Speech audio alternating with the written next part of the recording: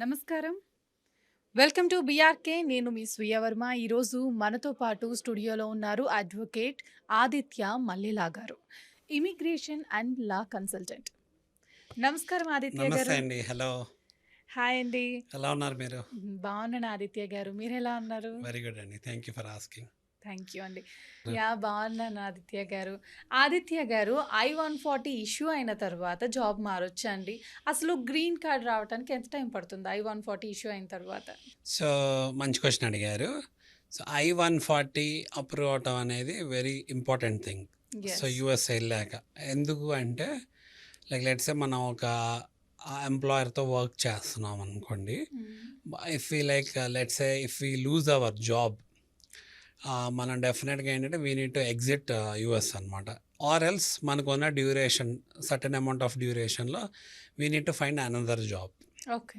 Okay. Okay. So, అనుకోవచ్చు I-140కి దానికి సంబంధం ఏంటి అని మాట్లాడుకుంటే, మనకి ఎవరన్నా వెళ్ళిన వాళ్ళు లైక్ వర్క్ వీసాస్ మీద ఉన్నవాళ్ళు obviously H category or L category or any other category of work visas మీద ఉంటాం కదా. సో, ఈ కేటగిరీ ఆఫ్ వీసాకి కోటా ఉంటుంది. ఏదైతే వర్క్ వీసాస్ మనం అసలు వర్క్ చేయాలి యూఎస్లో అంటే దానికి రిలేటెడ్ కోటా కానీ లేకపోతే ఏంటంటే ఒక ఎంప్లాయర్ మనని జస్టిఫై చేసి ఆ పర్టికులర్ వీసా మీద తీసుకురావటం కానీ జరగాలన్నమాట. అయితే మనం ఎండ్లెస్గా యూఎస్లో ఉండాలి, ఎండ్లెస్గా యూఎస్లో జాబ్ చేయాలి కంటిన్యూస్గా, ఎటువంటి ఇంటరప్షన్ లేకుండా. లెట్స్ సే H-1Bకి కూడా దానికి ఒక వ్యాలిడిటీ ఉంటుంది కదా. సో, వ్యాలిడిటీ అనగానే సో అంటే ఏంటంటే దాని ఒక వ్యాలిడిటీ అయిపోద్ది అని కాదు. కోర్స్ ఏంటంటే ప్రాజెక్ట్ టు ప్రాజెక్ట్ బేస్ చేసుకొని 2 ఇయర్స్‌కో 3 ఇయర్స్‌కో మనం రెన్యూ చేసుకోవచ్చు. బట్ కంటిన్యూస్గా H-1B మీద మనం వర్క్ చేసుకుంటూ ఉండాలి అంటే 6 ఇయర్స్ వరకు లిమిట్ ఉంటుంది. తర్వాత ఏంటంటే ఆబ్వియస్లీ దానికి మనం ఒక గ్యాప్ ఇవ్వాలి. గ్యాప్ని బేస్ చేసుకొని మనం గ్యాప్ ఇవ్వకుండా మనం అక్కడే ఉండి వర్క్ చేయాలి అంటే దాని రిక్వైర్మెంట్ ఏంటంటే ఈ 6 ఇయర్స్ డ్యూరేషన్లో మనకి మన ఎంప్లాయర్ గ్రీన్ కార్డ్ స్పాన్సర్ చేయడానికి విల్లింగ్గా ఉండాలి. ఎప్పుడైతే ఎంప్లాయర్ గ్రీన్ కార్డ్ స్పాన్సర్ చేయడానికి విల్లింగ్గా ఉంటారో సో గ్రీన్ కార్డ్ మనకి రాకపోయే ముందు అంటే లైక్ ఏంటంటే గ్రీన్ కార్డ్ రావాలి అంటే చాలా టైం పట్టింది ఆబ్వియస్గా. అయితే దానికి రిలేటెడ్ బిఫోర్ స్టేజే ఈ I-140 అప్రూవల్ అని మనం అనుకోవచ్చు. ఓకే. ఓకే. సో, ఎప్పుడైతే I-140 మనకి అప్రూవ్ అయిందో let's say employer is willing to sponsor a green card అనేది అక్కడ దాని ఇంటెన్షన్ కదా.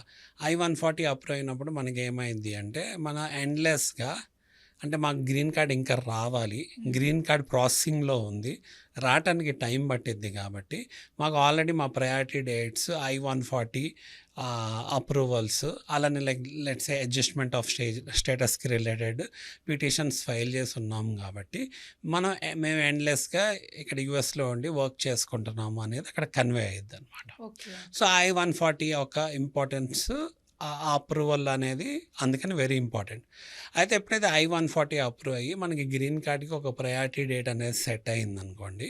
సో, ఆ ప్రయారిటీ డేట్ని బేస్ చేసుకొని మనకి గ్రీన్ కార్డ్ అనేది ఇష్యూ చేయడం జరిగింది. అయితే గ్రీన్ కార్డ్ ఇష్యూ చేయటం అంటే సో ఈ గ్రీన్ కార్డ్కి let's say N number of green cards are only issued per N year అనుకుందాం. అంటే ఇప్పుడు గ్రీన్ కార్డ్ అనగానే ఒక సెట్ ఆఫ్ ఇంత percentage of green cards yearly issue చేస్తున్నప్పుడు గ్రీన్ కార్డ్లో కూడా చాలా రకాల గ్రీన్ కార్డ్స్ ఉంటాయి, చాలా కేటగిరీస్ ఛార్జ్ చేస్తారు. అంటే మనకి ఏంటంటే మన employer will be taking care అనమాట. కోర్స్ అప్లికేషన్ ఫీజెస్ ఉంటాయి, అటార్నీ ఫీజెస్ ఉంటాయి. So, will be paying to the federal government, అలానే లైక్ ఇమిగ్రేషన్కి రిలేటెడ్ డిపార్ట్మెంట్స్కి మనం పే చేస్తాం. అంటే త్రూ ఎంప్లాయర్ అవ్వచ్చు, లైక్ మనం ఇండివిజువల్గా ఫైల్ చేసుకోండి అంటే ఇండివిజువల్గా మనం we need to bear all those expenses అనమాట. అది వేరే అయింది బేస్డ్ ఆన్ ఏంటంటే type of the visa and type of the green card you choose. Like అంటే మీకు for example if an individual బేస్లో మనం చేసుకున్నాం అనుకోండి, ఈబీ5 కేటగిరీ గురించి మనం ఎక్కువ మాట్లాడుకుంటున్నాం కదా! ఇప్పుడున్న సిట్యుయేషన్‌లో ఈబీ5 వీసా ద్వారా ఏంటంటే ఎక్కువ మంది ఎళ్లి ఫాస్ట్‌గా సెటిల్ అవ్వాలి అనుకుంటున్నారు. అంటే మళ్ళీ ఈబీ5 వీసా అనగానే కొంచెం డబ్బులున్న ఆళ్ళకే అదనమాట. అంటే డబ్బులు లేనాళ్ళు ఆఫ్‌కోర్స్ ఏంటంటే they can get the money sponsorship from someone else. అలాంటి వాటిల్లో అనుకోండి మనకి ఆల్మోస్ట్ అటార్నీ ఫీజెస్ ఒక $20,000-25,000 మధ్యలో అటార్నీ ఫీజెస్ అవుతాయి. అలానే application fees which go to the federal government USCIS అంటే United States citizenship service and immigration సర్వీస్‌కి అయి కూడా ఆల్మోస్ట్ ఒక $23,000-25,000 వరకు అవుతాయి.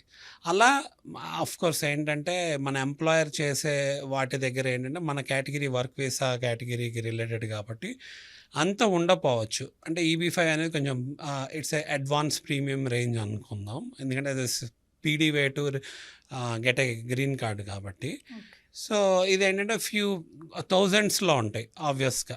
Which is like again beared by the employer అనమాట. అయితే గ్రీన్ కార్డ్ రావటానికి మాత్రం ఏమవుతుంది అంటే ఒక more than 50 years or 100 years పైన తీసుకుంటుంది. ఈ లోపల ఏంటంటే I-140 అప్రూవ్ అయ్యి ఉంటే ఇందాక చెప్పినట్టు నేను దాన్ని బేస్ చేసుకొని మీరు ఎంతకాలమైనా వర్క్ చేయొచ్చు. ఓకే. అయితే ఈ నేచర్ ఆఫ్ జాబ్ ఉంటుంది కదా! డిఫరెంట్ కేటగిరీస్ ఆఫ్ జాబ్స్ ఉంటాయి. డిఫరెంట్ నేచర్స్ ఉంటాయి. సో లెట్స్ సే మనం ఒక జాబ్ నుంచి ఇంకో జాబ్‌కి మారుతున్నాం అనుకోండి. If it is in the same nature of job అనుకోండి. మనం దానికి ఏంటంటే దాన్ని జస్టిఫికేషన్ అనేది ఇట్స్ టేకెన్ కేర్.